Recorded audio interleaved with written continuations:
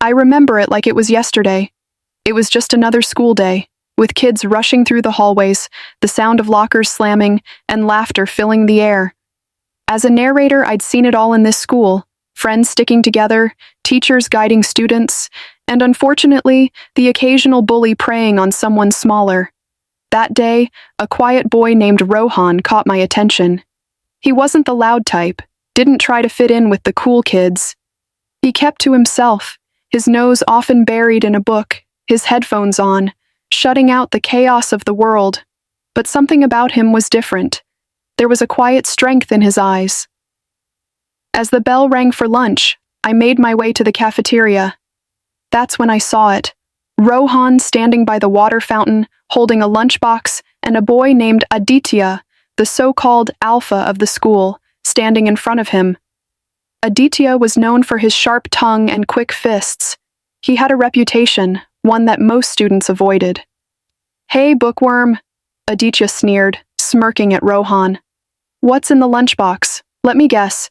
Your mom packed some fancy homemade meal? Hand it over." Rohan held onto his lunchbox tightly, his knuckles white. "No," he said firmly, his voice calm but steady. Aditya laughed, a cruel, mocking sound. "No? You've got guts, I'll give you that. But do you know who you're talking to?" What Rohan said next surprised everyone. "I don't care who you are. You don't have the right to push people around." For a second, the cafeteria went silent. You could see the shock on Aditya's face, followed quickly by anger. He took a step closer, towering over Rohan, but Rohan didn't back down. His hands trembled, sure, but he stood tall, looking Aditya right in the eye. "You think you're some kind of hero?" Aditya snarled, raising his hand as if to shove Rohan. Before he could do anything, a voice boomed across the cafeteria. "Aditya, stop!" It was Principal Sharma. Everyone turned to see him walking briskly toward the scene, his face a mixture of disappointment and anger. He didn't even glance at Rohan. His eyes were fixed on Aditya, his son.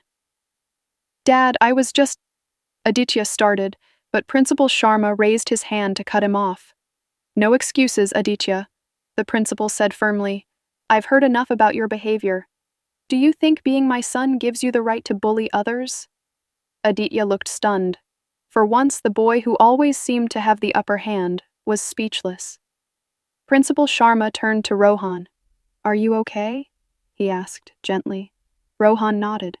"I'm fine, sir." The principal's face softened. "Thank you for standing up for yourself. It takes courage to do that, especially against someone like Aditya." He looked back at his son. "We'll have a long talk at home about this." The cafeteria buzzed with whispers as the principal led Aditya away. Rohan stood there, a little shaken, but holding his ground. As I watched him, I felt a sense of pride. He wasn't the biggest or the loudest, but he'd done something most people wouldn't dare. He'd stood up for what was right. Later that day, I overheard Principal Sharma talking to a teacher. He sounded more like a father than a principal, his voice heavy with regret. I never realized how much pressure Aditya felt being my son. But that doesn't excuse his actions. He needs to learn that respect isn't about power, it's about kindness. The next morning, something unexpected happened. Aditya walked up to Rohan, who was sitting under a tree, reading. There was no smirk, no arrogance, just an awkwardness I'd never seen in him before. "Hey," Aditya said, scratching the back of his neck. "I'm sorry for everything." Rohan looked up, surprised. After a moment, he smiled faintly. "It's okay," he said. "Just don't do it again." Aditya nodded, looking relieved, and from that day on, he kept his word. He wasn't perfect, but he tried. And Rohan?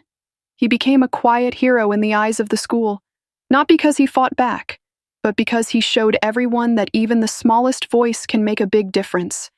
It's funny how one moment, one act of courage, can change everything. Rohan didn't know Aditya was the principal's son. He didn't care.